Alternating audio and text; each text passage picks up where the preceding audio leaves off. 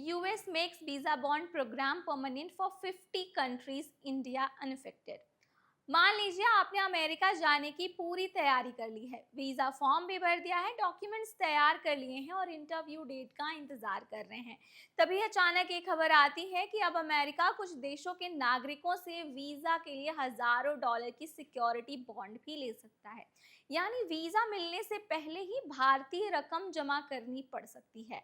ऐसे में सबसे पहला सवाल उठता है कि क्या अब इंडियंस को अमेरिका जाने के लिए लाखों रुपए का अतिरिक्त सिक्योरिटी डिपॉजिट देना होगा? अगर आपका सपना अमेरिका में पढ़ाई, नौकरी, बिजनेस या घूमने का है, तो आज का ये वीडियो आपके लिए काफ़ी इंपॉर्टेंट है, क्योंकि इस ही वीडियो में हम बात करेंगे कि कितनी राहत भरी खबर है और कितना बड़ा संदेश छुपा है, और साथ ही साथ ये वीडियो आपके लिए कितने काम की होने वाली है, ये आपको एंड में पता चलेगा। तो बने रहे वीडियो के एंड तक। हाय, मेरा नाम है दामिनी सिंह और आप मुझे देख रहे हैं एनबीटी टेक एड पर। अमेरिका ने अपने वीजा बॉन्ड प्रोग्राम को अब स्थायी यानी परमानेंट प्रोग्राम का रूप दे दिया है। इस योजना के तहत अमेरिका कुछ चुनिंदा देशों के लिए नागरिकों से वीजा जारी करने से पहले $5,000, $10,000 या फिर $15,000 तक की सिक्योरिटी बॉन्ड की मांग कर सकता है। इस बॉन्ड का मकसद उन लोगों पर नजर रखना है जिनके वीजा ओवरस्टे करने का इमिग्रेशन रूल्स तोड़ने की आशंका जताई जा रही है। लेकिन रुकिए, सबसे बड़ी खबर तो ये है कि इंडिया इस लिस्ट में शामिल नहीं है। यानी फिलहाल भारतीय नागरिकों को अमेरिका का वीजा लेने के लिए ऐसी कोई अतिरिक्त सिक्योरिटी बॉन्ड नहीं जमा करनी होगी।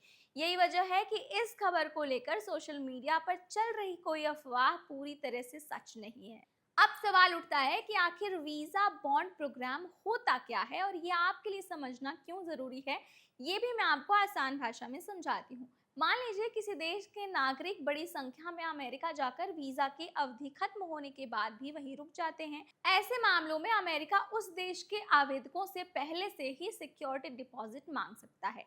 अगर व्यक्ति वीजा की सभी शर्तों का पालन करता है और समय पर अमेरिका छोड़ देता है, तो तय नियमों के अनुसार बॉन्ड वापस किया जा सकता है। लेकिन अगर कोई नियम तोड़ता है या फिर ओवरस्टे करता है, तो ये रकम जब्त भी हो सकती है। यानी ये कोई नया वीजा फी नहीं है, बल्कि एक तरह की सिक्योरिटी गारंटी है जिसे अमेरिका कुछ खास देशों के लिए लागू कर रहा है। अब सवाल आता है कि भारत को इस प्रोग्राम से बाहर क्यों रखा गया है। इसकी सबसे बड़ी वजह यही मानी जा रही है कि भारत को फिलहाल उस देशों की श्रेणी में नहीं रखा गया है जहां वीजा ओवरस्टे या फिर इमिग्रेशन कॉम्प्लेंस को लेकर इतना बड़ा जोखिम हो जाए या फिर सिक्योरिटी बॉन्ड लागू करना पड़े। इसका मतलब ये नहीं है कि इंडिया के सभी आवेदकों को वीजा आसानी से मिल जाएगा, बल्कि सिर्फ इतना ही है कि इंडियंस पर यह अतिरिक्त वित्तीय शर्त लागू नहीं होता है। लेकिन यहाँ एक और जरूरी बात समझ लीजिए, इसका मतलब ये बिल्कुल नहीं है कि अमेरिका ने वीजा रूल्स को आसान कर दिए हैं। पिछले कुछ महीनों में वीजा इंटरव्यूज, बैकग्राउंड चेक्स और डॉक्यूमेंट वेरिफिकेशन और इमिग्रेशन जैसी चीज़ों को लेकर काफ़ी स्ट्रांग हो चुका है अमेरिका, और पहले से काफ़ी ज़्यादा सख्ती भी दिखा रहा है। यानी इंडियंस को बॉन्ड तो नहीं देना पड़ेगा, लेकिन सही डॉक्यूमेंट, जेन्युइन पर्पस और वीजा रूल्स का पालन करना पहले से काफी ज्यादा जरूरी हो चुका है। अब इसे एक एग्जाम्पल से समझते हैं कि मान लीजिए जो है दिनेश भारत से टूरिस्ट वीजा के लिए आवेदन करता है, उसे इस नई वीजा बॉन्ड पॉलिसी के तहत कोई अतिरिक्त डिपॉजिट नहीं देना पड़ता। लेकिन अगर उसके डॉक्यूमेंट्स अधूरे हैं, फाइनेंशियल प्रूफ कमजोर है या वीजा ऑफिसर को उसकी यात्रा का उद्देश्य स्पष्ट नहीं है, तो उसका वीजा फिर भी रिजेक्ट हो सकता है। दूसरी तरफ अगर किसी ऐसे देश का नागरिक आवेदन करता है जो वीजा बॉन्ड प्रोग्राम में शामिल है, तो उसे वीजा मिलने से पहले हजारों डॉलर की सिक्योरिटी बॉन्ड जमा करनी होगी। यानी दोनों देशों पर वीजा प्रोसेस अलग अलग हो सकते हैं।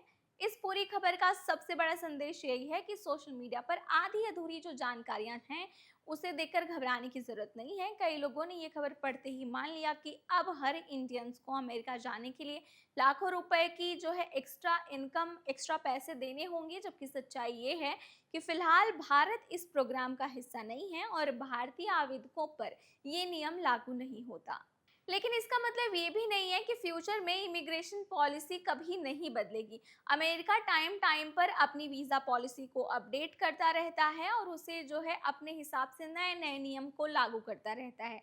अमेरिका में पढ़ाई, नौकरी, बिजनेस या पर्यटन के लिए जाने की अगर आप प्लानिंग कर रहे हैं, किसी भी अफवाह पर भरोसा ना करें और अगर आपको ये वीडियो इन्फॉर्मेटिव लगी हो, काम की लगी हो तो वीडियो को लाइक करें, फैमिली और फ्रेंड्स के साथ शेयर करें और चैनल को सब्सक्राइब करना ना भूलें।